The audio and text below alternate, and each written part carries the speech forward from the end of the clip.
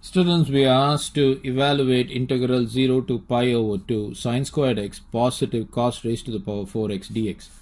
I can rewrite this as integral 0 to pi over 2 sine squared x dx positive integral 0 to pi over 2 cos raised to the power 4x times dx. Now what I'm going to do, I'm going to first consider integral 0 to pi over 2 sine squared x times dx. Now if I were to apply the integration, the reduction formula which I've got, I would have 2 negative 1 divided by 2 times I suffix 2 negative 2, which is equal to 1 over 2 times I suffix 0.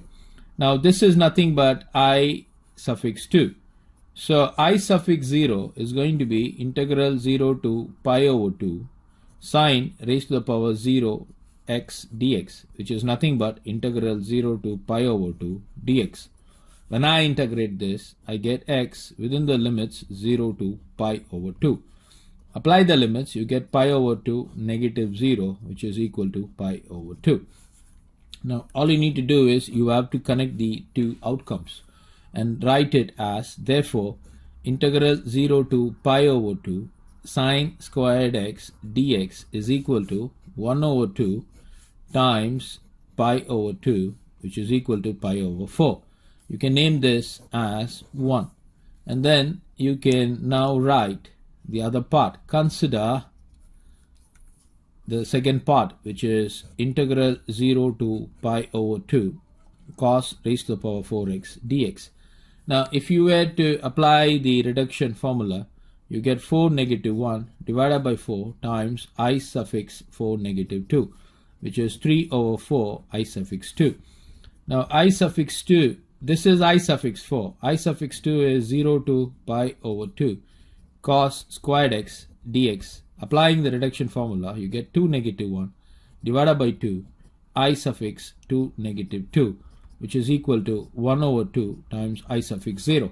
Now I suffix 0 is nothing but integral 0 to pi over 2 dx. So you apply the limits, you get x, limits being 0 to pi over 2, that's going to be pi over 2 negative 0, which is equal to pi over 2.